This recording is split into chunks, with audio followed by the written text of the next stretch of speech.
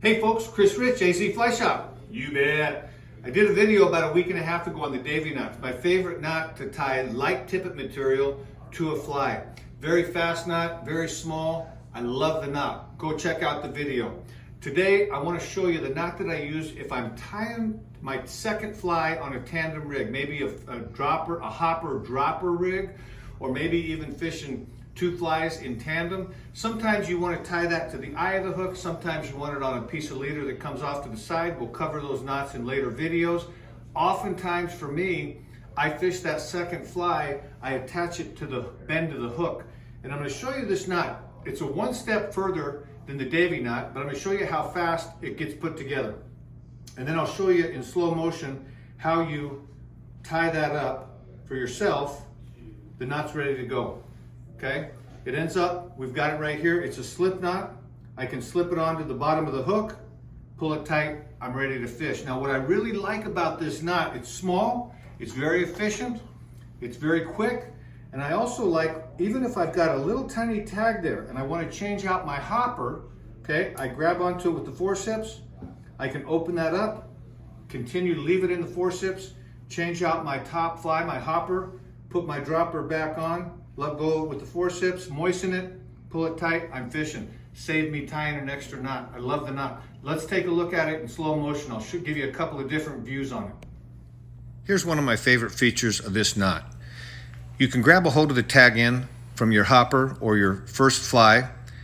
You can open up the knot because it is just a slip knot. Slip it off the bend of the hook, tie on your new hopper or your new top fly, put it back on. I like to moisten it, pull it tight, and you're ready to fish. Let's compare the size of the Orvis knot on the top to the clinch knot on the bottom. This is a size 20 midge with 5X tippet material. Now let's look at it with fly backing material. The Orvis knot is clearly a much smaller knot. I'm going to slow this down and show you from my view how I tie this knot. You start out with basically an overhand knot. You form a loop, you bring the tag end back through that loop.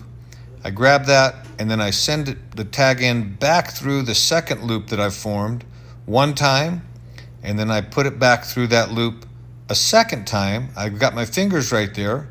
I pinch that with those two fingers, pull the knot taut. I moisten it right here, and I'm ready to pull it tight onto the bend of a hook.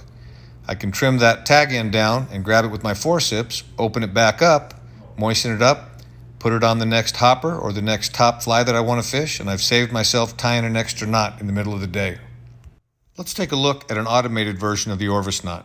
You pass the tag end around the line, through the first loop, through the second loop again, moisten it, snug it down, and you're ready to fish.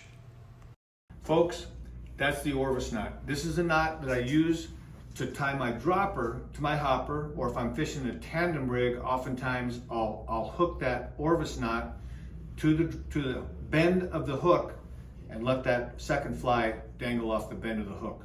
Orvis knot, simple knot, learn to use it. Like I said before with the Davy knot, practice it. I had to practice this knot every night for about 30 days, 10 minutes a night. Folks, thanks for being here. Stop by the shop, say hi. I'll see you at the shop.